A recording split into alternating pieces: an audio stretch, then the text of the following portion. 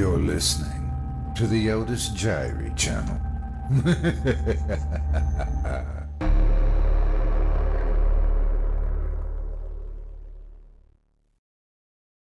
Part 3. The Madness from the Sea. If heaven ever wishes to grant me a boon, it will be a total effacing of the results of a mere chance which fixed my eye on a certain stray piece of shelf paper. It was nothing on which I would naturally have stumbled in the course of my daily round, for it was an old number of an Australian journal, the Sydney Bulletin for April 18, 1925. It had escaped even the Cutting Bureau, which had, at the time of its issuance, been avidly collecting material for my uncle's research. I had largely given over my inquiries into what Professor Angel called the Cthulhu cult, and was visiting a learned friend in Paterson, New Jersey, the curator of a local museum and a mineralogist of note. Examining one day the reserve specimens roughly set on the storage shelves in the rear room of the museum, my eye was caught by an odd picture in one of the old papers spread beneath the stones. It was the Sydney Bulletin I have mentioned, for my friend has a wide affiliation in all conceivable foreign parts, and the picture was a half-tone cut of a hideous stone image almost identical with that which Legrasse had found in the swamp. Eagerly clearing the sheet of its precious contents, I scanned the item in detail and was disappointed to find it only of moderate length. What it suggested, however, was of portentous significance to my flagging quest, and I carefully tore it out for immediate action. It read as follows: Mystery derelict found at sea. Vigilant arrives with helpless armed New Zealand yacht in tow. One survivor and dead man found aboard.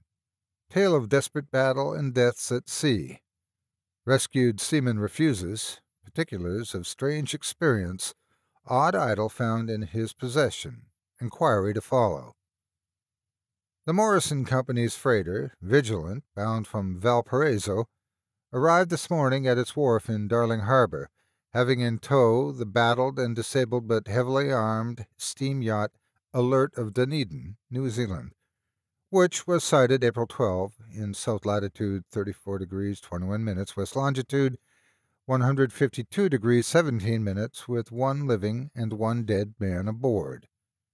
The Vigilant left at Valparaiso March 25th, and on April 2nd was driven considerably south of her course by exceptionally heavy storms and monster waves.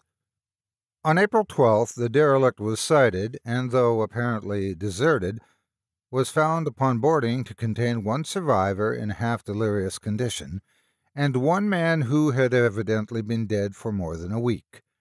The living man was clutching a horrible stone idol of unknown origin, about a foot in height, regarding whose nature authorities at Sydney University, the Royal Society, and the museum in College Street all profess complete bafflement, and which the survivor says he found in the cabin of the yacht in a small carved shrine of common pattern. This man, after recovering his senses, told an exceedingly strange story of piracy and slaughter. He is Gustav Johansen, a Norwegian of some intelligence, and had been second mate of the two-masted schooner Emma of Auckland, which sailed for Callao February 20th with a complement of 11 men. The Emma, he says, was delayed and thrown widely south of her course by the great storm of March 1st, and on March 22nd, in south latitude 49 degrees 51 minutes, west longitude 128 degrees 34 minutes, encountered the Alert, manned by a queer and evil-looking crew of Kanakis and half-castes. Being ordered peremptorily to turn back, Captain Collins refused, whereupon the strange crew began to fire savagely and without warning upon the schooner with a peculiarly heavy battery of brass cannon forming part of the yacht's equipment. The Emma's men showed fight, but says the survivor, and though the schooner began to sink from shots beneath the waterline, they managed to heave alongside their enemy and board her, grappling with the savage crew on the yacht's deck and being forced to kill them all, the number being slightly superior because of their peculiarly abhorrent and desperate, though rather clumsy mode of fighting. 3 of the Emma's men, including Captain Collins and First Mate Green, were killed, and the remaining 8, under Second Mate Johansen, proceeded to navigate the captured yacht, going ahead in their original direction to see if any reason for their ordering back had existed. The next day, it appears, they raised and landed on a small island, although none is known to exist in that part of the ocean, and 6 of the men somehow died ashore, though Johansen is queerly reticent about this part of the story, and speaks only of their falling into a rock chasm. Later, it seems, he and one companion boarded the yacht and tried to manage her, but were beaten about by the storm of April 2nd. From that time till his rescue on the 12th, the man remembers little, and he does not even recall when William Bryden, his companion, died. Bryden's death reveals no apparent cause and was probably due to excitement or exposure. Cable advices from Dunedin report that the Alert was well known there as an island trader and bore an evil reputation along the waterfront. It was owned by a curious group of half-castes whose frequent meetings and night trips to the woods attracted no little curiosity, and it had set sail in great haste just after the storm and earth tremors of March 1st. Our Auckland correspondent gives the Emma and her crew an excellent reputation, and Johansen is described as a sober and worthy man. The Admiralty will institute an inquiry on the whole matter beginning tomorrow, at which every effort will be made to induce Johansen to speak more freely than he has done hitherto. This was all, together with the picture of the hellish image. But what a train of ideas had started in my mind. Here was new treasures of data on the Cthulhu cult, and evidence that it had strange interests at sea as well as on land. What motive prompted the hybrid crew to order back the Emma as they sailed about with their hideous idol? What was the unknown island on which 6 of the Emma's crew had died, and about which the mate, Johansen, was so secretive? What had the Vice Admiralty's investigation brought out, and what was known of the noxious cult in Dunedin? And most marvelous of all, what deep and more than natural linkage of dates was this which gave a malign and now undeniable significance to the various turns of events so carefully noted by my uncle? March 1st, or February 28th, according to the international dateline, the earthquake and storm had come. From Dunedin, the Alert and her noisome crew had darted eagerly forth as if imperiously summoned, and on the other side of the earth, poets and artists had begun to dream of a strange, dank, cyclopean city, whilst the young sculptor had moulded in his sleep the form of the dreaded Cthulhu. March 23rd, the crew of the Emma landed on an unknown island and left 6 dead men, and that date the dreams of sensitive men assumed a heightened vividness and darkened with dread of a giant monster's malign pursuit, whilst an architect had gone mad and a sculptor had lapsed suddenly into delirium. And what of this storm of April 2nd, the date on which all dreams of the dank city ceased, and Wilcox emerged unharmed from the bondage of strange fever? What of all of this, and of those hints of old Castro about the sunken, star-born old ones and their coming reign, their faithful cult and their mastery of dreams? Was I tottering on the brink of cosmic horrors beyond man's power to bear? If so, they must be horrors of the mind alone, for in some way the 2nd of April had put a stop to whatever monstrous menace had begun its siege of mankind's soul. That evening, after a day of hurried cabling and arranging, I bade my host adieu and took a train for San Francisco.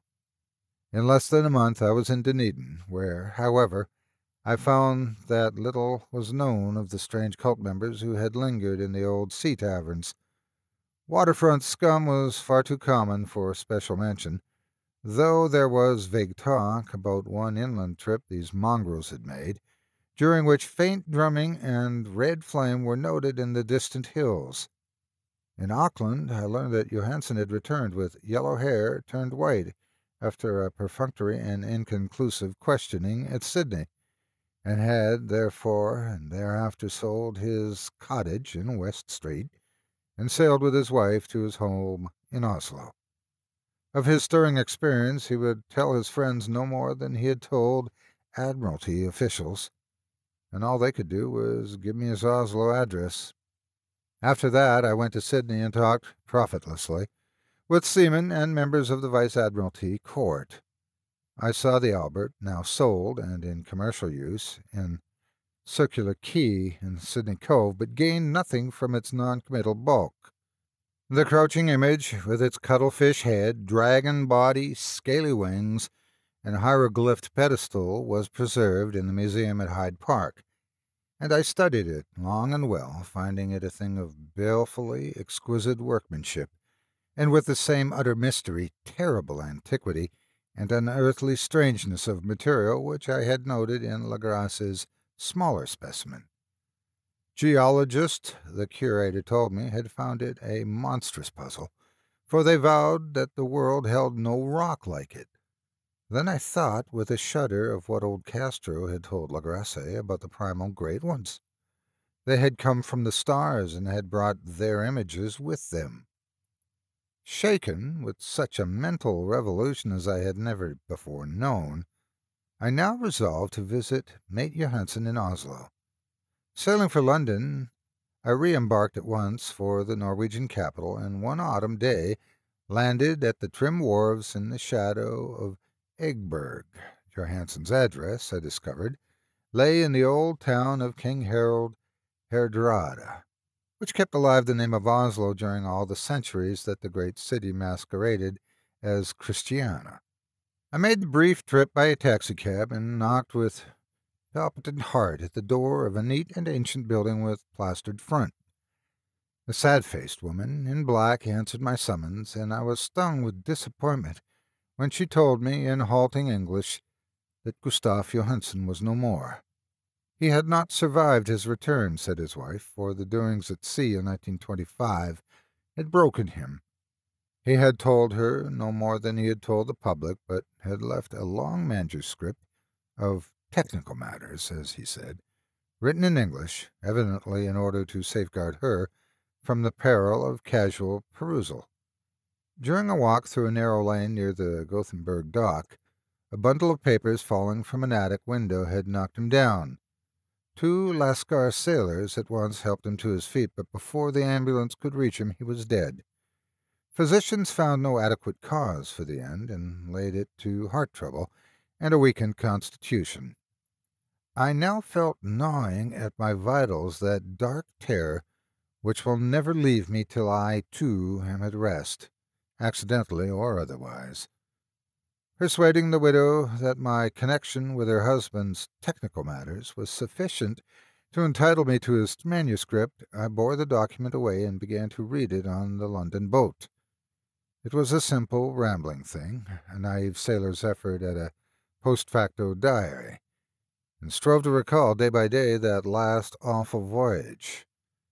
I cannot attempt to transcribe it verbatim in all its cloudiness and redundantness, but I will tell its gist enough to show why the sound of the water against the vessel's sides became so unendurable to me that I stopped my ears with cotton.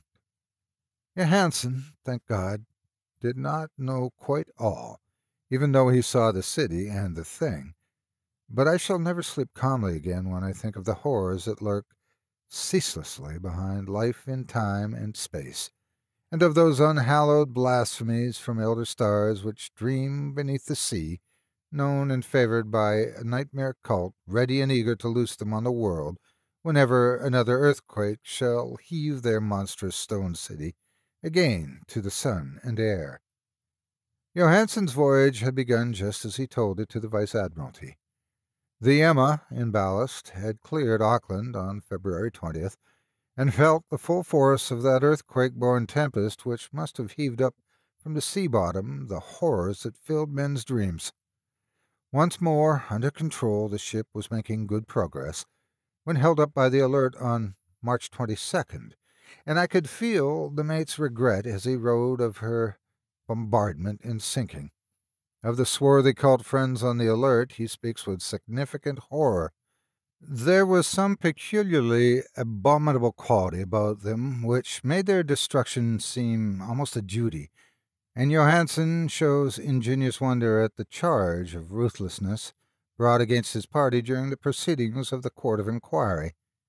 Then, driven ahead by curiosity in a captured yacht under Johansen's command, the men sight a great stone pillar sticking out of the sea, and in south latitude 47 degrees 9 minutes, west longitude 126 degrees 43 minutes, came upon a coastline of mingled mud, ooze, and weedy cyclopean masonry which can be nothing less than the tangible substance of Earth's supreme terror, the nightmare corpse city of Relea, that was built in measureless eons beyond history by the vast, loathsome shapes that seeped down from the dark stars.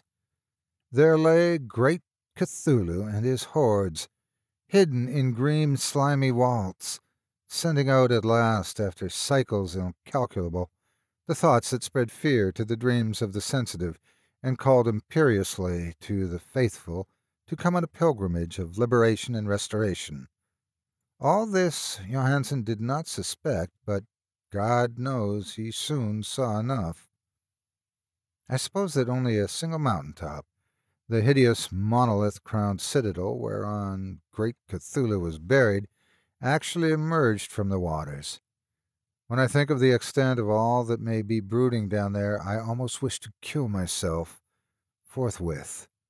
Johansen and his men were awed by the cosmic majesty of this dripping Babylon of elder demons, and must have guessed without guidance that it was nothing of this or of any sane planet.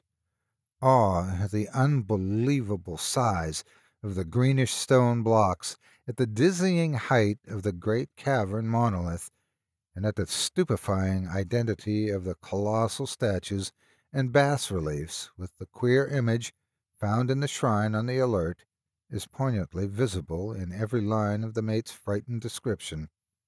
Without knowing what futurism is like, Johansen achieved something very close to it when he spoke of the city, for instead of describing any definite structure or building, he dwells only on broad impressions of vast angles and stone surfaces, surfaces too great to belong to any thing right or proper for this earth, and impious with horrible images and hieroglyphs.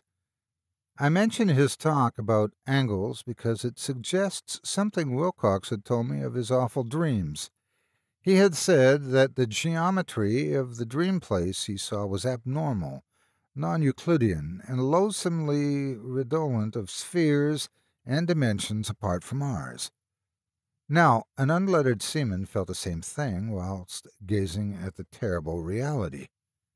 Johansen and his men landed at a sloping mud-bank on this monstrous acropolis, and clambered slipperily up over tight and oozy blocks, which could have been no mortal staircase.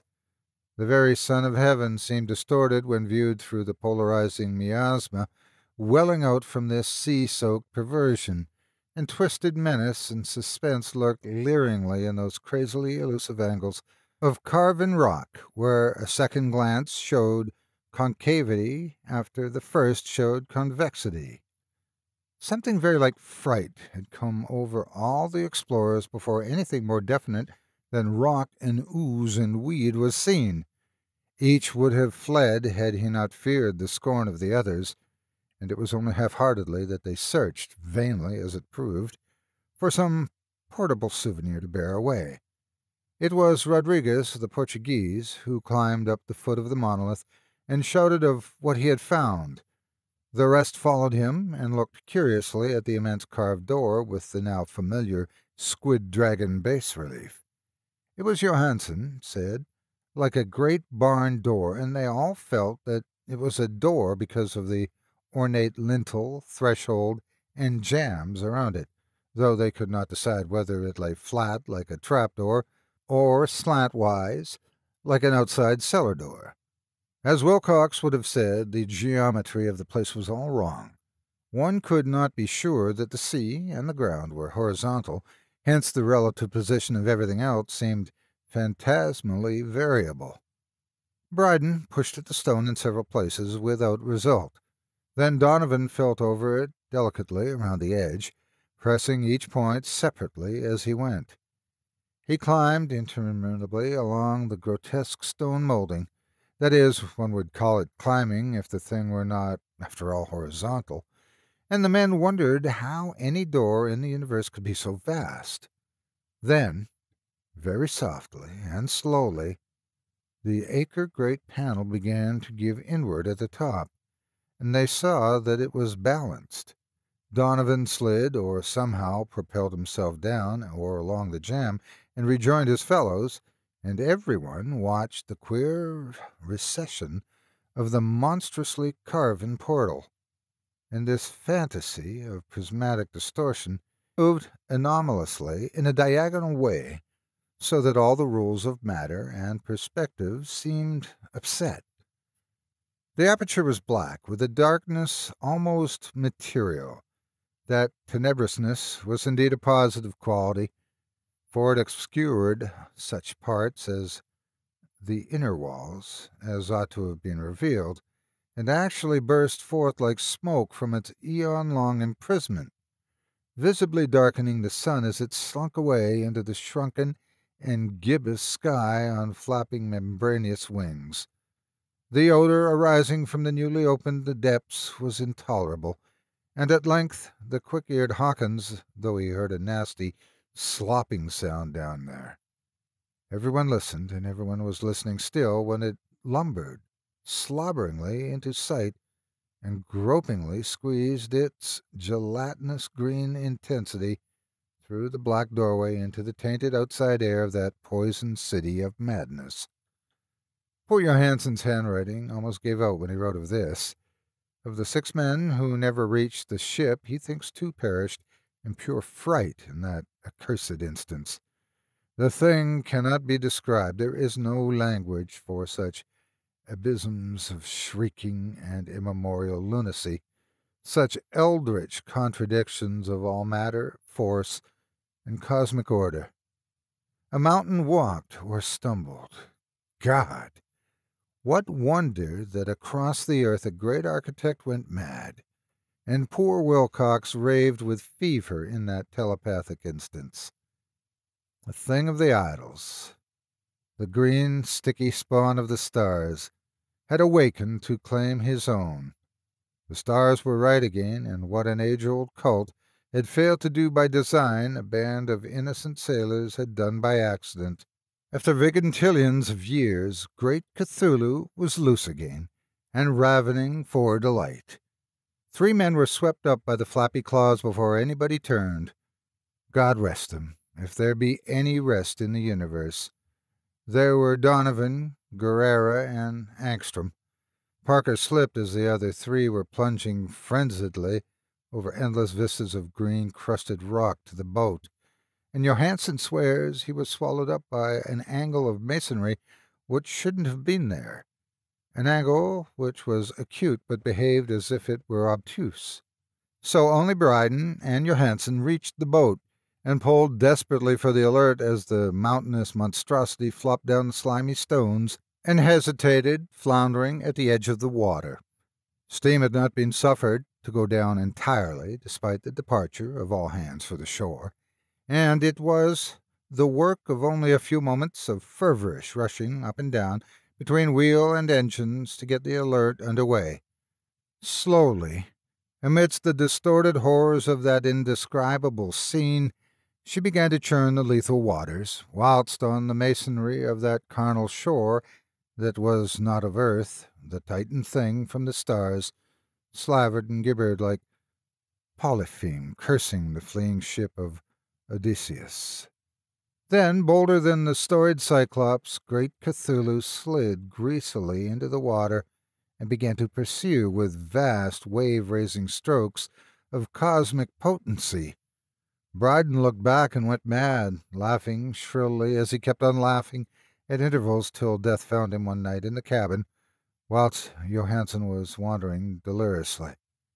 But Johansen had not given out yet. Knowing that the thing could surely overtake the Alert until steam was fully up, he resolved on a desperate chance, and, setting the engine for full speed, ran lightning-like on deck and reversed the wheel. There was a mighty eddying and foaming in the noisome brine, and as the steam mounted higher and higher, the brave Norwegian drove his vessel head-on against the pursuing jelly which rose above the unclean froth like the stern of a demon galleon. The awful squid head with writhing feelers came nearly up to the bowsprit of the sturdy yacht, but Johansen drove on relentlessly. There was a bursting as of an exploding bladder, a slushy nastiness as of a cloven sunfish, a stench as of 1,000 open graves, and a sound that the chronicler would not put on paper. For an instant the ship was befouled by an acrid and blinding green cloud. Then there was only a venomous seething astern, where, God in heaven, the scattered plasticity of that nameless sky-spawn was nebulously recombining in its hateful original form, whilst its distance widened every second as the Alert gained impetus from its mounting steam. That was all. After that, Johansen only brooded over the idol in the cabin and attended to a few matters of food for himself and the laughing maniac by his side. He did not try to navigate after the first bold fight, for the reaction had taken something out of his soul. Then came the storm of April 2nd, and a gathering of the clouds about his consciousness. There is a sense of spectral whirling through liquid gulfs of infinity, of dizzying rides through reeling universes on a comet's trail, and of historical plunges from the pit to the moon, and from the moon back again to the pit, all livened by a cachinnating chorus of the distorted, hilarious elder gods, and the green bat-winged mocking imps of Tartarus.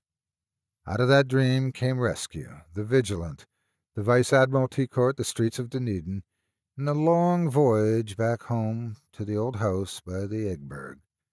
He could not tell. They would think him mad. He would write of what he knew before death came, but his wife must not guess. Death would be a boon if only it could blot out the memories. That was the document I read, and now I have placed it in the tin box beside the bas-relief and the papers of Professor Angell. With it shall go with this record of mine, this test of my own sanity, wherein is pieced together that which I hope may never be pieced together again. I have looked upon all that universe has to hold of horror, and even the skies of spring and the flowers of summer must ever forward be poison to me. But I do not think my life will be long. As my uncle went, as poor Johansen went, so I shall go. I know too much, and the cult still lives. Cthulhu still lives, too. I suppose, again, in that chasm of stone which has shielded him since the sun was young. His accursed city is sunken once more, for the Valiant sailed over the spot after the April storm. But his ministers on earth still bellow and prance and slay around idol-capped monoliths in lonely places. He must have been trapped by the sinking whilst within his black abyss, or else the world would by now be screaming with fright and frenzy. Who knows the end? What has risen may sink, and what has sunk may rise. Loathsomeness waits and dreams in the deep, and decay spreads over the tottering cities of men. A time will come, but I must not and cannot think. Let me pray that if I do not survive this manuscript, my executors may put caution before audacity, and see that it meets no other eye.